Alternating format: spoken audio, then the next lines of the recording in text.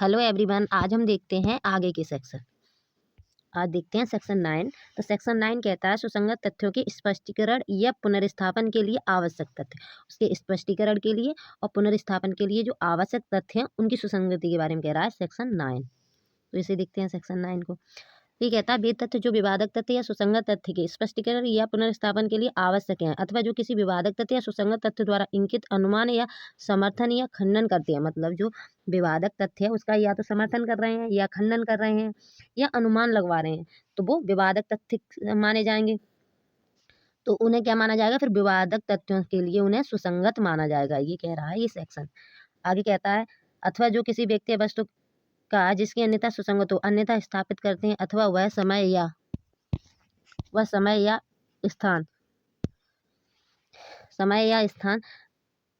स्थित रहते हैं करते हैं जब या जहाँ कोई विवादक तथ्य या सुसंगत तथ्य घटित हुआ अथवा जो उन पक्षकारों का संबंध दर्शित करते हैं जिनके द्वारा ऐसे किसी तथ्य का संव्यार किया गया था, वहाँ तक सुसंगत है जहाँ तक वे प्रयोजन के लिए आवश्यक है। तो ये कहाँ तक सुसंगत माने जाएंगे? जहाँ तक उनका यूज विवादक तथ्य के लिए जरूरी है। तो इसमें हम इलस्ट्रेशन देख लेते हैं। ये कह रहा है प्रश्न ये है कि क्या कोई विशिष्ट दस्तावेज एक ही बिल है? कोई दस्तावेज है, इस ये वाला जो दस्तावेज है वो किसी की बिल है? तो ये कह रहा है। तो कह रहा है अवकथित बिल की तारीख पर एक ही संपत्ति या उसके कुटुंब की अवस्था सुसंगत तथ्य होगी। मतलब जिस टाइम ये बिल बनाई गई थी उस टाइम उस जिसके नाम से बिल है उसकी स्थिति क्या थी, संपत्ति थी उस पर वो बिल बनाने लायक, तो वो बिल बनी है उसके लिए। तो वो संपत्ति और उसके कुटुंब वगैरह उनकी स्थिति क्या, उनमें क्या रिलेशन थे, इस वजह से उसके नाम पर बिल बनाई, ये सारा मैटर करता है। इन्हें सुसंगत तथ्य कहते हैं। तो ये हो गया सेक्शन 9। अब आ जाते हैं 10। 10 कह रहा है सामान्य परिकल्पना के बारे में षड्यंत्र द्वारा कही या की गई बातें। तो ये कह रहा है कोई षड्यंत्र कर रहा है, उसमें कोई बातें कही गई हैं या की गई हैं, उनकी सुसंगति के बारे में कहता है। ये कह रहा है जहाँ की यह विश्वास करने का युक्त आधार है कि दो या अधिक व्यक्तियों के अपराध का अन्योन्य दोष करने के लिए मिलकर षड्यंत्र किया था। और जहाँ ये पता चल रहा है कि दो लोगों ने मिलकर षड्यंत्र किया है, वहाँ उनके सामान्य आशय के बारे में उनमें से किसी एक व्यक्ति द्वारा उस समय के पश्चात जब ऐसा आशय उनमें से किसी एक ने प्रथम बार मन में धारण किया या कही या लिखी कोई बात, उन व्यक्तियों में से हर व्यक्ति के विरुद्ध इनके बारे में विश्वास किया जाता है कि उन्होंने इस प्रकार षड्यंत्र किया। षड्यंत्र का अस्तित्व साबित करने के प्रयोजनात् उसी प्रकार सुसंगत तथ्य हैं जिस प्रकार यह दर्शित करने के प्रयोजनात् की ऐसा कोई व्यक्ति उसका पक्षकार है। तो ये कह रहा है अगर कोई षड्यंत्र रचा जा रहा है उसमें एक व्यक्ति ने भी कोई बात कही है या की है और वो सारे ग्रुप है, तो वो ये माना जाएगा कि इन सब लोगों के ऊपर वो लागू होगी और ये माना जाएगा इन सब ने ही षड्यंत्र किया है और उनके लिए ये बात क्या मानी जाएगी? सुसंगत तथ्य मानी जाएगी। कोई कार्य किया है या कोई बात कही है या कोई लिखी है तो वो। तो ये कह रहा है सेक्शन 10। अब आ जाते हैं हम आगे 11। सेक्शन 11 कह रहा है वे तथ्य जो अन्यथा सुसंगत नहीं है कब सुसंगत है। वो ये कह रहा है कुछ तथ्य हैं जो अन्यथा सुसंगत नहीं है पर फिर भी सुसंगत है। मतलब जो भी अपराध हुआ है तो उसमें उसमें उनकी कोई रेलेवेंसी नहीं है पर फिर भी उनके साक्ष्य लिए जा रहे हैं क्योंकि वो कुछ फैक्टों को बता रहे हैं, इस वजह से लिए जा रहे हैं। तो ये माना जाएगा कि वो तथ्य सुसंगत हैं। तो मतलब वे तथ्य जो अन्यथा सुसंगत नहीं है कब सुसंगत हैं, ये कह रहा है। तो ये कहता है वे तथ्य जो अन्यथा सुसंगत नहीं है सुसंगत हैं यदि वे किसी विवादक तथ्य या सुसंगत तथ्य असंगत हो। मतलब कोई विवादक तथ्य या असंगत विवादक तथ्य है उससे सुसंगत या असंगत हो। मतलब जैसे कोई अपराध हुआ वहां मैं था, ये सुसंगत है, और वहां मैं नहीं था, ये असंगत होके भी सुसंगत है क्योंकि इसका एविडेंस हो रहा है कि मैं नहीं था। तो ये कह रहा है वे तथ्य जो अन्यथा सुसंगत नहीं है कब सुसंगत है। तो ये पॉइंट बता रहा है। आगे देखते हैं। आगे कह रहा है यदि वे स्वयं या अन्य तथ्यों के प्रसंग में किसी विवादक तथ्य या सुसंगत तथ्य का आश्रित या अनाश्रित अत्यंत अधिसंभावी या अनधिसंभावी बनाते हैं तब भी क्या माना जाएंगे? वे सुसंगत है। यानी इलस्ट्रेशन से दिखते हैं। तो ये कह रहा है प्रथम यह है कि क्या ए ने किसी अमुक दिन कलकत्ते में अपराध किया। तो ये कह रहा है प्रश्न यह है कि जो ए है, ए ने किसी अमुक दिन कलकत्ते में अपराध किया। तो ए ने अपराध किया है कलकत्ते में, उस दिन की बात कर रहा है।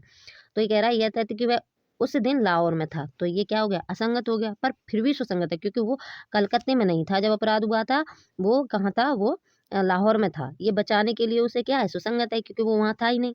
अब आगे यह तथ्य कि जब अपराध किया गया था उस समय लगभग ए उस स्थान से जहाँ कि वह अपराध किया गया था इतनी दूरी पर था कि ए द्वारा उस अपराध का किया जाना असंभव नहीं तो अत्यंत अनधिसंभाव्य या सुसंगत है। तो क्या माना जाए कि वो अगर जब अपराध हुआ था तब वो लाहौर में था तो वो आ नहीं सकता था अपराध करने के लिए। और ये भी देखा जाएगा क्या वो वहाँ था, लाहौर में था तो लाहौर से आ सकता था वहाँ या नहीं आ सकता था कलकत्ते अपराध करने के लिए। तो ये देखा जाएगा कि वो लाहौर में था तो लाहौर में इतनी दूर था क्या वो अपराध करने के लिए आ करके चला तो नहीं गया। तो ये सारे फैक्ट देखे जाते हैं। तो ये कह रहा है हमारा सेक्शन 10। अब है आगे 11। अब आ गया 12। 12 कह रहा है नुकसानी के लिए बादों में रकम अवधारित करने के लिए न्यायालय को समर्थ करने की प्रवृत्ति रखने वाले तथ्य। तो ये कह रहा है जब कोई नुकसानी हो जाती है मतलब किसी की क्षतिपूर्ति दी जा रही है तब कोई रकम निर्धारित करने पैसे निर्धारित करने के इस व्यक्ति को कितने पैसे देने उसके लिए जो सुसंगत तथ्य हैं उनके बारे में बात कर रहा है। क्योंकि उससे ये पता चले कि ये इसे कितने पैसे दिए जाएं। जैसे कोई पुराना घर है वो तोड़ दिया कैसे भी कुछ हो गया तो अब उसके जो नए घर हैं उस उतने पैसे तो नहीं दिए जाएंगे तो कम दिए जाएंगे। तो कैसे और कितने दिए जाएं इसके लिए जो फैक्टों की रेलिवेंसी है उसके बारे में बता रहा है। तो ये कह रहा है उन वादों में जिनमें नुकसानी का दावा किया गया है, कोई केस है जिसमें नुकसानी का दावा किया गया है, कोई भी तथ्य सुसंगत है जिसमें न्यायालय नुकसानी की वह रकम अवधारित करने के लिए समर्थ हो जाए जो अधिनिर्णित की जानी है। तो ये कौन से तथ्य है जिससे ये पता चले कि कितनी रकम दी जानी है। तो वो तथ्य क्या माने जाएंगे, सुसंगत माने जाएंगे। तो ये इसका मतलब हुआ नुकसानी के लिए बादों में रकम अवधारित करने के लिए जो समर्थ करेंगे तथ्य उनकी रेलिवेंसी के बारे में बता रहा है ये सेक्शन। आगे कह रहा है जबकि अधिकार या रूढ़ि प्रश्नगत है तब सुसंगत है। अब ये कह रहा है यहाँ पे कोई राइट है या कोई रूढ़ि है वो क्या उस प्रश्नगत है तब सुसंगत तथ्य के बारे में बता रहा है। तो ये सेक्शन आगे देखते हैं। ये कह रहा है जहाँ के किसी अधिकार या रूढ़ि के आश्रित के बारे में प्रश्न है। मतलब कोई अधिकार है या रूढ़ि है वो उसके आश्रित है या नहीं है उसके बारे में प्रश्न है। प्रश्न चिन्ह लगा हुआ है कि ये बात जो अधिकार रूढ़ि है मतलब कोई राइट है वो है था या नहीं था इसके बारे में रेलिवेंसी है। तो ये कह रहा है जहाँ की किसी अधिकार या रूढ़ि के आश्रित के बारे में प्रश्न है वहाँ निम्नलिखित तथ्य सुसंगत है। तो कैसे तथ्य सुसंगत होंगे अब ये देखा जाएगा। पहला पॉइंट कह रहा है कोई संविधान जिसके द्वारा प्रश्नगत अधिकार या रूढ़ि श्रेष्ठ दावाकृत आपातित मान्यताकृत प्रख्यान या प्रत्याख्यान की गई थी या जो उसके आश्रित में असंगत था। मतलब ये कह रहा है जो अधिकार या रूढ़ि जो जिस पे विवाद है वो है जिस पे विवाद है अधिकार रूढ़ि पे जो प्रश्नगत बातें हैं कि ये ऐसा था या नहीं था। तो इससे पहले इससे कोई लिंक करता हुआ कोई बात होगी या तो कोई अधिकार होगा रूढ़ि होगी दावाकृत होगा आपत्ति होंगी मान्यता होंगे प्रख्यान होगा प्रत्याख्यान होगा। मतलब कोई भी कोई कुछ तो हुआ होगा तो उसके बारे में ये बात करता है। तो ये कह रहा है जैसे कोई अधिकार या रूढ़ि है तो इससे पहले भी तो इसके बारे में कोई समव्यवहार होगा या तो असंगत होगा या संगत होगा कोई तो समव्यवहार होगा उसके बारे में कह रहा है। ए बी कह रहा है वे विशिष्ट उदाहरण जिनमें वह अधिकार या रूढ़ि मान्यकृत या प्रयुक्त की गई थी। मतलब पहले कह रहा है मना की गई थी वो और दूसरे में कह रहा है वो रूढ़ियों और अधिकारों का यूज किया गया हो या जिनके उसका प्रयोग विवादग्रस्त या प्रख्यात किया गया हो उसके अनुसरण नहीं किया जाएगा। तो वो कह रहा है कोई ऐसे फैक्ट जिसमें उन रूढ़ियों दावाकृत जो अधिकार हैं उनका कोई मतलब कोई ऐसा उदाहरण हो जिसका उनका यूज किया गया हो फिर उसके लिए मना किया गया हो या उसे एक्सेप्ट किया गया हो। तो ऐसे कोई पुराने तथ्य हो उनके लिए वो क्या माने जाएंगे, रेलिवेंट माने जाएंगे। जैसे ये इलस्ट्रेशन देखते हैं। ये कह रहा है प्रश्न ये है कि ये क्या ए का एक मीन क्षेत्र का अधिकार है। तो ये कह रहा है प्रश्नगत ये है कि ए पर कोई ऐसा क्षेत्र है जो मीन क्षेत्र है।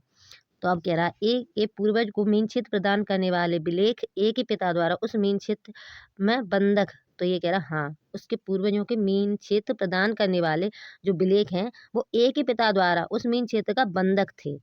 ठीक है तो मतलब वहां पे क्या थे, गिरवी रखी थे। तो कह रहा ए के पिता द्वारा उस बंधक से अनमेल प्राश्चिक अनुदान विशिष्ट उदाहरण जिनमें ए के पिता ने अधिकार का प्रयोग किया था। तो इसमें क्या किया था, ए के पिता ने अधिकार का प्रयोग किया था।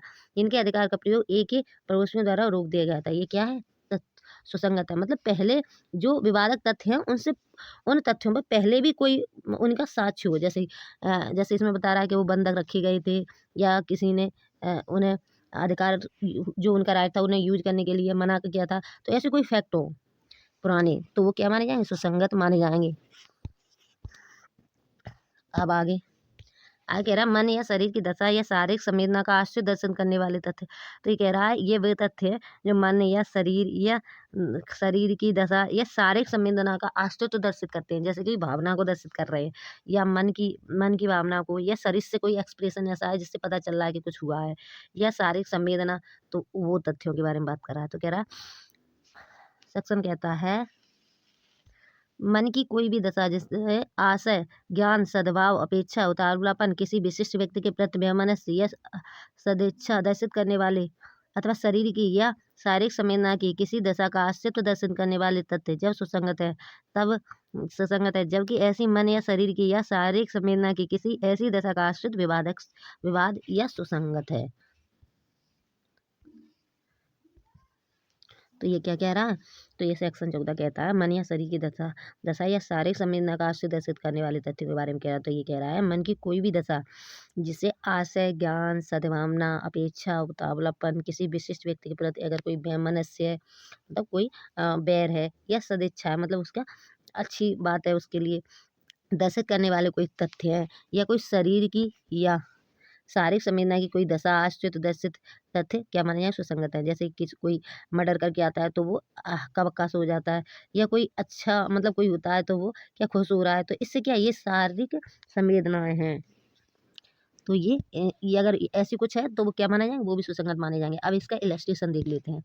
जैसे ये चुराया हुआ माल यह जानते हुए कि वह चुराया हुआ है, ये वो जानता था कि ये माल चुराया हुआ है, फिर भी वो क्या करता है, ये चुराए हुए माल यह जानते हुए कि वह चुराया हुआ है प्राप्त करने का भी मतलब उसे खरीद लेता है, प्राप्त कर लेता है। यह साबित कर दिया जाता है कि उसके कब्जे में कोई विशिष्ट चुराई हुई चीज नहीं है, पर अब ये साबित किया जाता है कि उसके पास क्या है, विशिष्ट कोई चुराई हुई और कोई चुराई हुई चीज नहीं है। आगे यह तथ्य कि उसी समय उसके कब्जे में कई अन्य चुराई हुई चीजें दर्शित करने में प्रयुक्त रखने वाला होने के नाते सुसंगत है कि जो चीज उसके कब्जे में थी उनमें से हर एक और सब के बारे में वह जानता था कि वह चुराई हुई है। मतलब ये है कि ए के पास कुछ चुराई हुई चीज निकली, ठीक है, वो अभियुक्त निकला कि ये चीज उसके पास चुराई हुई है। अब अभियुक्त निकला तो यह साबित किया गया, वो ये साबित करना चाहता था कि मैंने बस यही, मुझे पता नहीं था ये चुराई हुई है, पर मैंने ये खरीद ली। अब अब ये कह रहा है कि अब आगे जब यह था कि उसी समय उसके कब्जे में कई और चुराई हुई चीजें निकल आती हैं, और चीजें और चुराई हुई निकल आती हैं, तो देखा जाता है कि उसके पास तो सारी चीजें चुराई हुई हैं। तो अब ये माना जाएगा कि उसे पता था कि वो चुराई हुई चीजें, वो चुराई हुई चोरी की चीजें ही खरीदता है। तो ये माना जाएगा। तो ये क्या है, ये सुसंगत तथ्य है उसके बारे में कि वह चुराई हुई चीजें ही खरीदता है, जो और चीजें भी हैं वो उसके पास क्या है, चुराई हुई ही हैं। तो ये मानेगा न्यायालय। तो ये कह रहा है यहाँ पे, यह तथ्य कि उसी समय उसके कब्जे में कई अन्य चुराई हुई चीजें थीं, यह दर्शित करने की प्रवृत्ति रखने वाला होने के नाते सुसंगत है कि जो चीजें उसके कब्जे में थीं उसमें से हर एक और सब के बारे में यह जानता था कि वह चुराई हुई हैं। आगे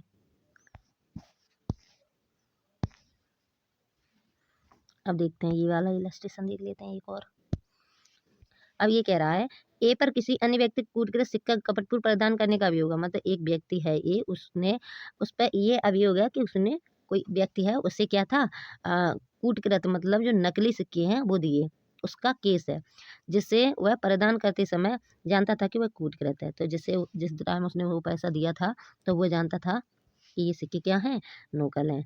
यह तथ्य कि उसके प्रदान के समय एक के कब्जे में वैसे ही दूसरे कूटकृत सिक्के थे। अब उस पे अभियोग हुआ, केस हुआ, तो जांच की गई, अब पता चला कि उसके पास और भी सिक्के हैं। तो ये क्या है, तथ्य सुसंगत है, ठीक है। यह तथ्य कि अब आगे यह तथ्य कि एक कूटकृत सिक्के को यह जानते हुए कि वह कूटकृत है, उसे असली के रूप में किसी अन्य व्यक्ति को प्रदान करने के लिए पहले भी दोषी हुआ था। ये क्या है, सुसंगत तथ्य है। तो अब इसमें ये कह रहा है कोई ए व्यक्ति है, उसने किसी अन्य व्यक्ति को नकल जो कूटकृत सिक्का है वो दिया। अब उस पे उसने केस कर दिया, तब जांच हुई तो पता चला कि उसके पास और भी कूटकृत सिक्के हैं। तो अभी और उससे पहले भी वो और लोगों को नकल सिक्के दे चुका है, मतलब जो कूटकृत सिक्के हैं वो अन्य व्यक्ति को प्रदान करने के लिए पहले भी दोष सिद्ध हुआ है। तो ये क्या माना जाएगा, ये तथ्य सुसंगत माना जाएगा। तो यही कह रहा है सेक्शन 14। अब आ जाते हैं आगे। ये काफ़ी इम्पोर्टेंट है, जो भी इलस्ट्रेशन है, इलस्ट्रेशन से ही सवाल आते हैं ज़्यादातर। आगे अब 15। 15 कह रहा कार्य आकस्मिक या सहसा था, इस प्रश्न में प्रकाश डालने वाले तथ्य। अब ये सेक्शन 15 कहता है कि कोई कार्य मतलब अचानक हो गया है या फिर उसकी साजिश करके किया गया है। इसे जानने के लिए सेक्शन 15 बता रहा है कि कार्य आकस्मिक या सहसा था, इस प्रश्न में प्रकाश डालने वाले तथ्यों की बात करता है कि कोई कार्य हुआ है, अचानक से हो गया, दुर्घटना थी हो गया, या फिर उसको प्लान करके किया गया है। तो ये बताता है सेक्शन 15। तो अब कह रहा है जबकि प्रश्न यह है कि क्या जबकि प्रश्न यह है कि कार्य आकस्मिक या सहसा था या किसी विशिष्ट ज्ञान या आशय से किया गया था, तब यह तथ्य कि ऐसा कार्य समरूप घटनाओं की आवली का भाग था जिनमें से हर एक घटना के साथ वह कार्य करने वाले व्यक्ति संयुक्त था सुसंगत थे। तो ये कह रहा है सेक्शन 15, अगर कोई कार्य आकस्मिक ही हुआ है या सहसा हुआ है तो इसका पता लगाने के लिए ये सेक्शन बताया गया है। तब इसमें ये कह रहा है कि कोई कार्य आकस्मिक या सहसा था, तब यह तथ्य कि ऐसा कार्य समरूप घटनाओं की आवली का भाग है। तो अब उसकी घटनाएं देखी जाएंगी कि ये कैसे हुआ था, कौन आया, ये यहाँ खड़ा, या ये सारी घटनाएं देखी जाएंगी। आवली का भाग था जिनमें से हर एक घटना के साथ वह कार्य करने वाले व्यक्ति संयुक्त था सुसंगत है। तो अब वो ये देखा जाए कि वो व्यक्ति कैसे एक दूसरे से लिंक कर रहे थे, या उसने अचानक आया, अचानक ऐसा हो गया, या फिर साहसा किया गया था। तो ये सारे फैक्ट देखे जाएंगे। तो और जो दुर्घटना हुई है और जहाँ से शुरू हुई है, जहाँ से हुई है तहाँ तक के लिए सारे जो भाग होंगे, जो घटना जो तो कह रहा कार्य समरूप घटनाओं की आवली का भाग था। ठीक है, अब इसका इलस्ट्रेशन देखते हैं। ये कहता है ए पर यह अभियोग है कि अपने घर के बीमे का धन अभिप्राप्त करने के लिए उसने उसे जला दिया था। अब ये कह रहा है कि ए पर क्या है, कोई केस है कि जो घर है, ग्रह के बीमे का धन अभिप्राप्त करने के लिए उसने क्या किया है, घर जला दिया है। ये अपने हाथ से घर जला दिया है अपना, ये उस पर केस है। अब कह रहा है आगे, अब फैक्ट देखे जाएंगे कि ये सही बात है या नहीं। तो अब आगे देखा जा रहा है ये तथ्य कि एक कई ग्रहों में एक के पश्चात दूसरे में रहा। अब वो कई घरों में रहा है, ये देखा जा रहा है, रहा जिनमें से हर एक का उसमें बीमा कराया। तब उसने क्या किया था, जिस घर में रहता था उसका बीमा करा लेता था। जिनमें से हर एक में आग लगी, और हर एक घर में क्या कर हो जाती है, आग लग जाती है। और जिन अग्निकांडों में से हर एक के उपरांत एक का किसी भिन्न बीमा कार्यालय से बीमा धन मिलता है। मतलब जो घर है उनका क्या है, वो उस पर बीमा मिल जाता है। इस नाते सुसंगत है कि उसने यह दर्शित होता है कि वह अग्निकांड आकस्मिक नहीं थे। मतलब ये माना जाएगा, ऐसा तो नहीं हो सकता कि एक के बाद एक घर आग से ही जल जाए। ठीक है, तो ये माना जाए कि वो क्या है, वो जानबूझ के जलाता है अपने घर।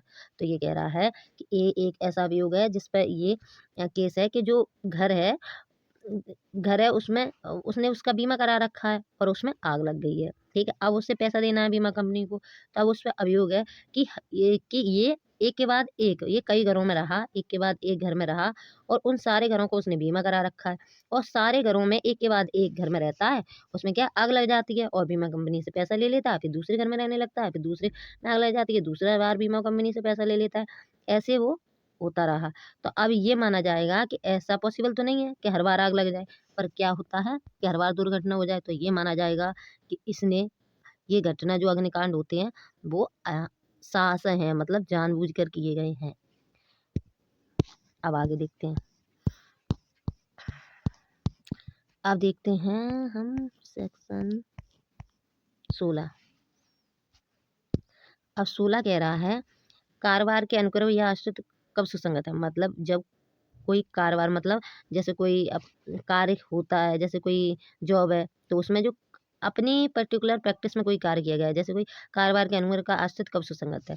तो अब ये देखते हैं। तो ये कह रहा है जबकि प्रश्न ये है कि क्या कोई विशिष्ट कार्य किया गया था, तब कारोबार के ऐसे किसी भी अनुक्रम का आश्रित जिसके अनुसार वह कार्य स्वभावतः किया जाता है सुसंगत है।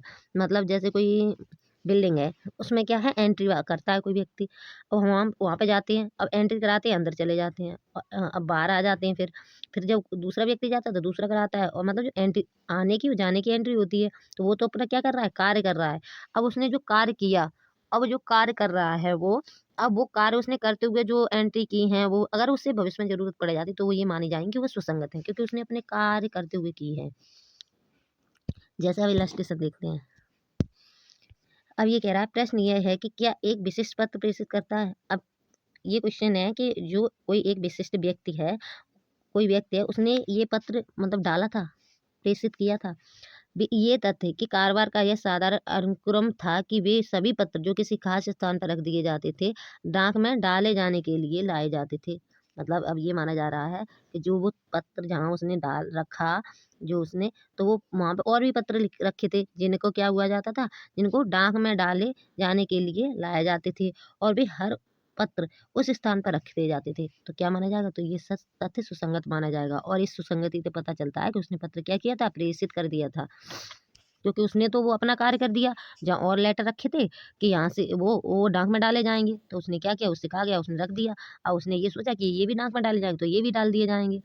अब क्या हुआ, अब ये उसकी गलती नहीं है। ठीक है, तो अब ये माना जाएगा कि अब ये कह रहा डाक में डाले जाने के ले जाए जाते थे और वह उस स्थान पर रख दिया था।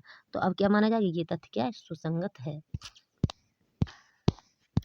अब देखते हैं स्वीकृति की परिभाषा।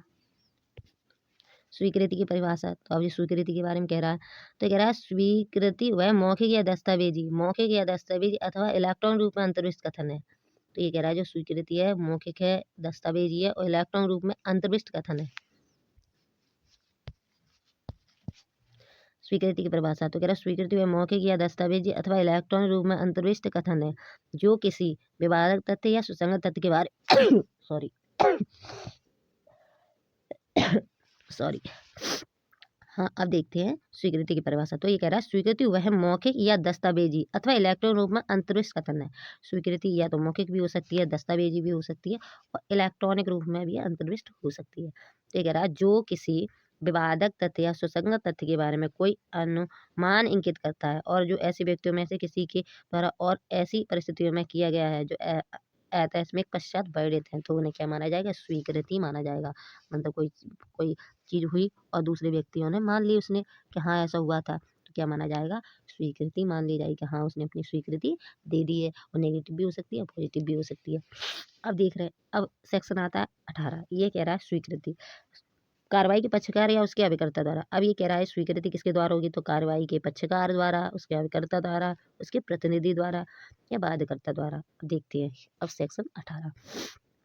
ये कह रहा है वे कथन स्वीकृति हैं जिनमें कार्रवाई के किसी पक्षकार ने किया हो या ऐसे किसी पक्षकार के किसी अभिकर्ता ने। तो स्वीकृति कब माने जाएगी, तो कह रहा है जिन्हें कार्रवाई के किसी पक्षकार ने स्वीकार किया हो, पक्षकार के किसी अभिकर्ता ने स्वीकार किया हो।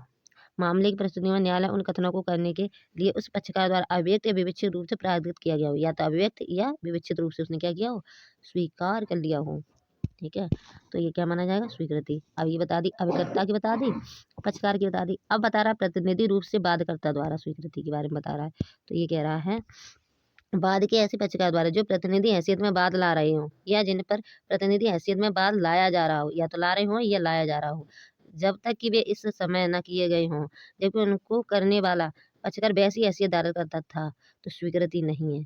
तो ये क्या कह रहा है, तो वो स्वीकृति नहीं मानी जाएगी। बाध्यकर्ता के बारे में भी बता रहा है। ठीक है, बाध्यकर्ता स्वीकृति तब मानी जाएगी जब कुछ इसमें पॉइंट दे रखे हैं, वो पॉइंट कंप्लीट हो जाएंगे तब। ठीक है, प्रतिनिधि द्वारा, प्रतिनिधि रूप से बाध्यकर्ता जो प्रतिनिधि हैं वो बात ला रहे हैं, तब की बात कर रहा है कि कुछ पॉइंट दिए गए हैं, अगर वो पॉइंट क्लियर हो जाते हैं तो वो क्या प्रतिनिधि भी स्वीकृति कर सकता है। अब कौन कौन सी है वो देखते हैं। विषय वस्तु में हितवत पक्षकार द्वारा, तो कह रहा है ऐसे व्यक्ति द्वारा किया गया है जिनकी कार्रवाई की विषय वस्तु में कोई संपत्ति या धन संबंधी हित है और जो इस प्रकार हितवृत्त व्यक्ति की हैसियत में कथन करते हैं, अथवा अथवा उस व्यक्ति द्वारा जिसमें हित व्युत्पन्न हुआ है, या तो पहले से ही उसमें हितबद्ध है या बाद में हित उत्पन्न हुआ है। ऐसे व्यक्ति द्वारा किए गए जिनमें बाद के पक्षकार का बाद की विषय वस्तु में उतना हित व्युत्पन्न हुआ है, यदि वे कथन उन्हें करने वाले व्यक्तियों के हित को चालू रहने के दौरान में किए गए हैं, तो क्या माना जाएगा, तो फिर वो स्वीकृति करेंगे। तो क्या करेगा, न्यायालय मान लेगा। ठीक है, पर ये प्रतिनिधि रूप से बाध्यकर्ता द्वारा, तो ये इसने बता दिया कि कब मानेंगे, क्योंकि प्रतिनिधि तो बाद में लेके आए हैं ना केस।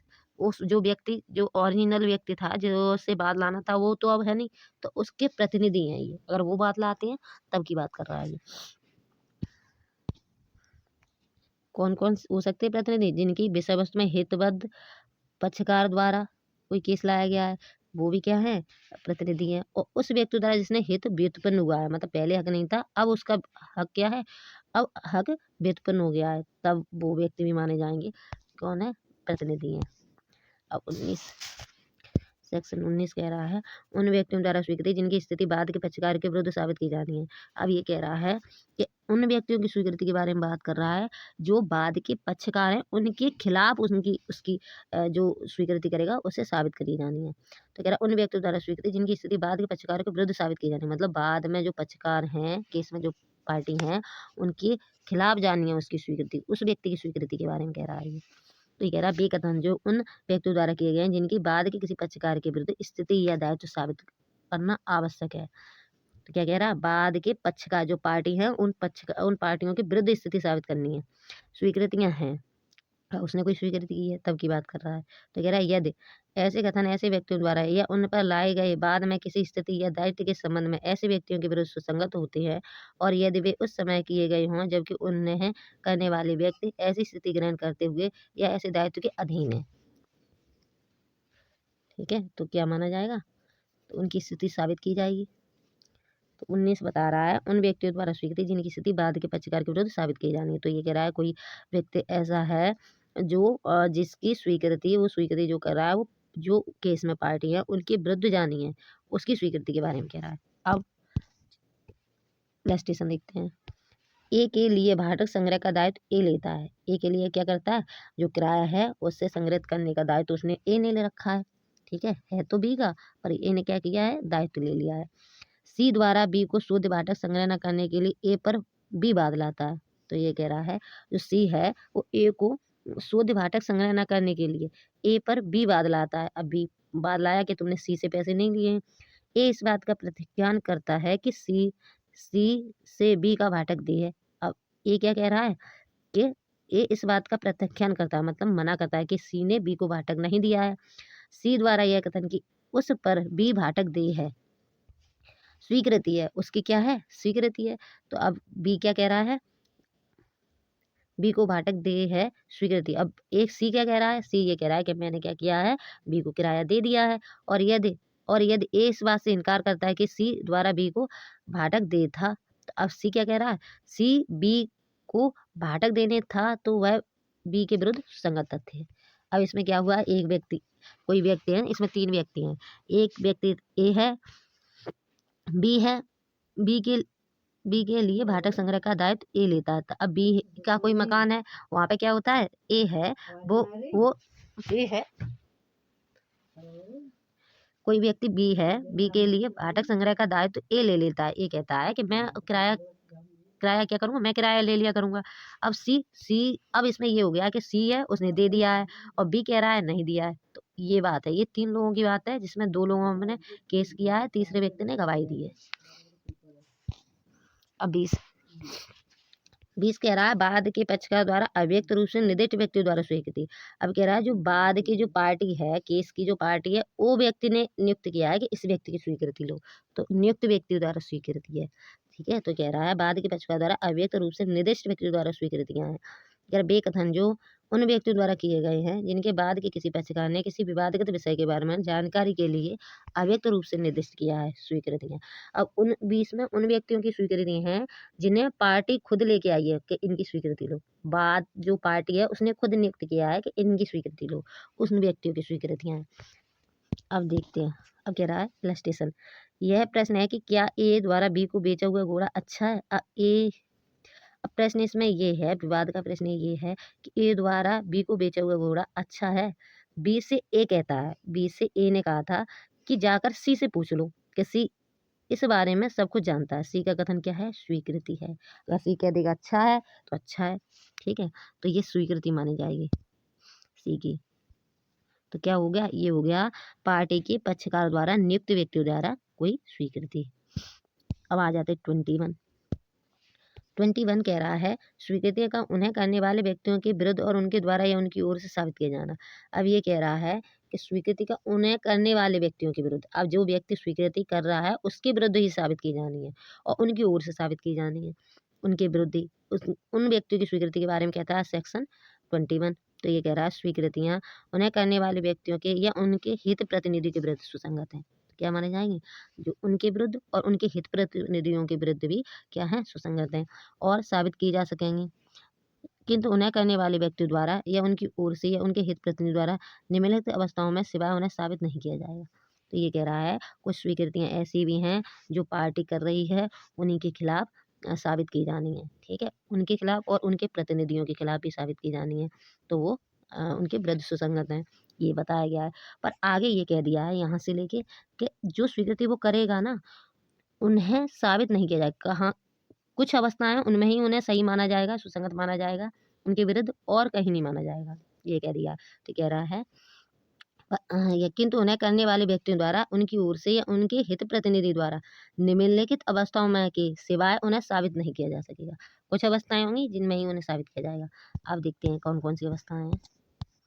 हाँ, पहला पॉइंट कह रहा कोई कोई स्वीकृति उसे करने वाले व्यक्ति द्वारा या उसकी ओर से तब साबित की जा सके जबकि वह उस प्रकृति की है कि यदि उसे करने वाला व्यक्ति मर गया हो तो वह उन व्यक्तियों के भी धारा 32 के अधीन सुसंगत है। तो कह रहा क्या, जब की जा सकते हैं जब वो व्यक्ति मर गया हो। ठीक है, तो कह रहा कोई स्वीकृति उसे करने वाले व्यक्ति द्वारा या उसकी ओर से तब साबित की जा सकती है जबकि वह उस प्रकृति की है कि उसे करने वाले व्यक्ति मर गया है। तो क्या कर सकते हैं, तो उनकी कर सकते हैं सेक्शन 32 के अधीन स्वीकृति।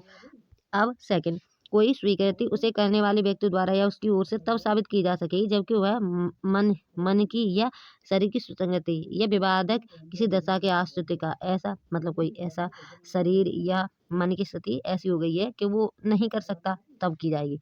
आश्रित ऐसा है कि जो उस समय या उसके लगभग किया गया था जब मन की या शरीर की ऐसी दशा विवादक थी और ऐसे आचरण के साथ जो उसकी असहजता अनादर संज्ञान करते थे। तो क्या किया जा सकता, की जा सकती है, मतलब वो बीमार था या मानसिक रूप से कोई प्रॉब्लम थी, तब की जा सकती है। थर्ड बता रहा है कोई स्वीकृति उसे करने वाले व्यक्ति द्वारा उसकी ओर से साबित की जा सकेगी यदि वह स्वीकृति के रूप में नहीं किंतु अन्यथा सुसंगत है। मतलब स्वीकृति तो नहीं थी उस टाइम पर, क्या थी, अन्यथा सुसंगत थी, तब उसने कर ली थी, तो वो भी साबित की जा सकती है। अब देखते हैं इलस्ट्रेशन। इलस्ट्रेशन कह रहा है, अब कहता है ए और बी के बीच प्रश्न यह है कि अमुक विलेख कूटरचित है या नहीं। कोई डॉक्यूमेंट है, वो नकल है या नहीं, कूटरचित है या ये नहीं, ये विवाद है। तो कह रहा है ए प्रतिज्ञा करता है, अब ये प्रतिज्ञा करता है कि वह असली है, ए तो कह रहा है असली है, और बी कह रहा है कि वो क्या है, नकल है, कूटरचित है। अब ये विवाद है दोनों के बीच। अब आगे, बी का कोई कथन के विलेख असली है, ए साबित कर सकेगा, तथा बी का कोई कथन के विलेख कूटरचित है, बी साबित कर सकेगा। तो ये क्या एक दूसरे के खिलाफ सबूत देंगे। ठीक है, तो ये कह रहा है ए का कोई कथन है कि ब्लैक असली है, तो बी साबित करेगा कि वो नकल है, और बी कह रहा है कि ये नकल है, तो ये साबित करेगा कि वो असली है। ठीक है, तो ये एक दूसरे के खिलाफ क्या करेंगे, एविडेंस देंगे। किंतु ए अपना यह कथन कि ब्लैक असली है साबित नहीं कर सकेगा और ना बी की अपना यह कथन कि ब्लैक कूटरचित है साबित करेगा। तो ये क्या करेंगे, एक दूसरे के खिलाफ एविडेंस देंगे, अपने एविडेंस में एविडेंस नहीं देंगे। तो यही बता रहा है हमारा ये वाला सेक्शन। तो ये कह रहा है कि जो सबूत है वो ए पार्टी के पक्षकार हैं एक दूसरे के खिलाफ देंगे। अगर वो कह रहा है, ए कह रहा है क्या है जो डॉक्यूमेंट है वो असली है, तो बी कहेगा नहीं ये असली नहीं है, ये वाले डॉक्यूमेंट बता रहे हैं कि नकली है, और बी कह रहा है नकली है, तो ए एविडेंस देगा कि देखो ये कूटरचित नहीं है, ये असली है। तो ये एक दूसरे के खिलाफ देंगे।